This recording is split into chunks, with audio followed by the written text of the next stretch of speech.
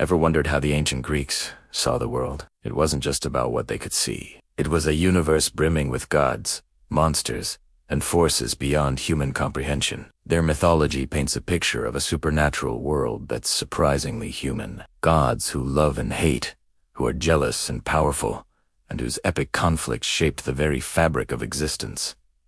They weren't just stories. They were the explanations for everything, from the rising sun to the storms at sea, and they had a direct, often dramatic, influence on the lives of mortals. So, how did this grand cosmic drama begin? Let's journey back to the very start. In the beginning, there was only chaos.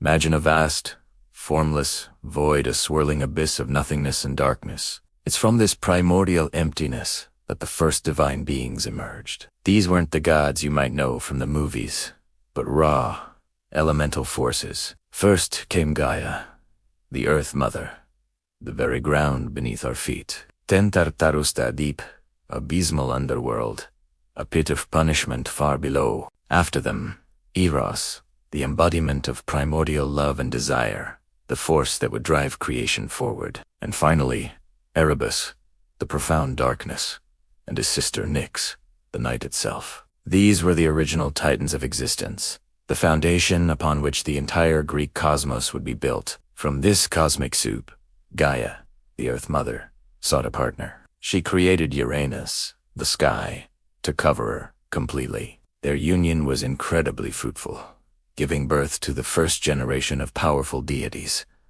the 12 mighty titans. These were beings of immense strength and stature, but Uranus was a cruel and fearful father. He despised his powerful children, and, one by one, he imprisoned them deep within Gaia's womb, causing her immense pain. Unable to bear it any longer, Gaia conspired with her youngest and most ambitious son, Cronus. She fashioned a great adamantine sickle and gave it to him. In a shocking act of rebellion, Cronus ambushed his father, overthrew him, and seized control of the universe, ushering in a new era. With Cronus on the throne, the Age of the Titans began. This period was often called the Golden Age, a time when humans were said to live in blissful harmony, without toil or sorrow.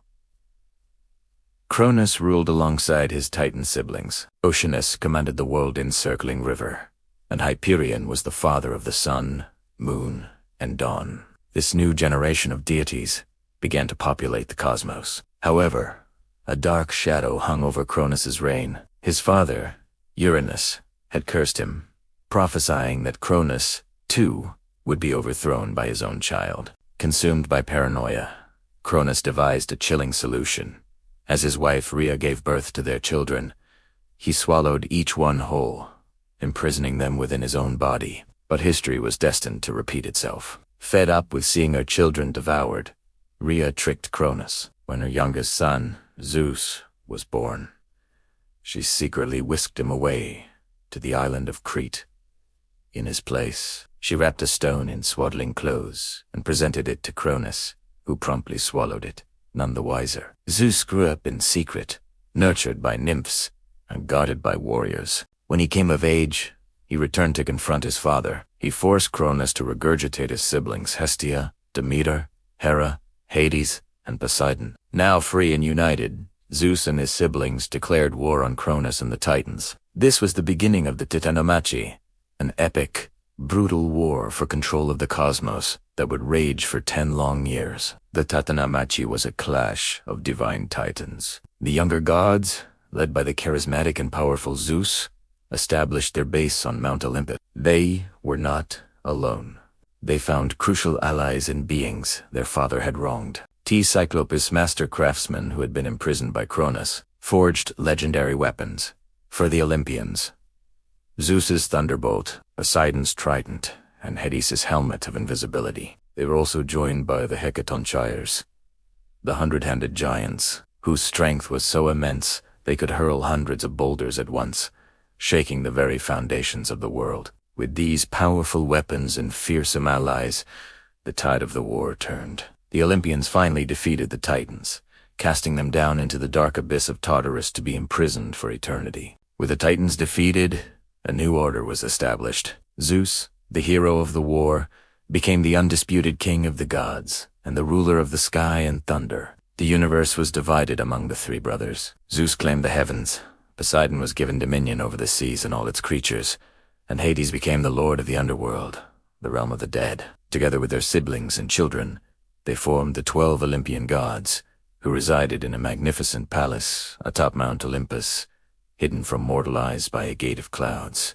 This divine family included Zeus's regal and often vengeful wife Hera, the wise warrior goddess Athena, the radiant archer Apollo and his twin sister the huntress Artemis, the brutal god of war Ares, the stunning goddess of love Aphrodite, the swift messenger Hermes, the master craftsman Hephaestus, the grain goddess Demeter, the god of wine and revelry Diana, and the gentle goddess of the hearth Hestia. These Olympian gods were immortal and possessed incredible magical powers, but they were far from perfect. They were defined by very human-like personalities and flaws. Zeus was known for his constant infidelity, which often provoked the furious jealousy of his wife, Hera.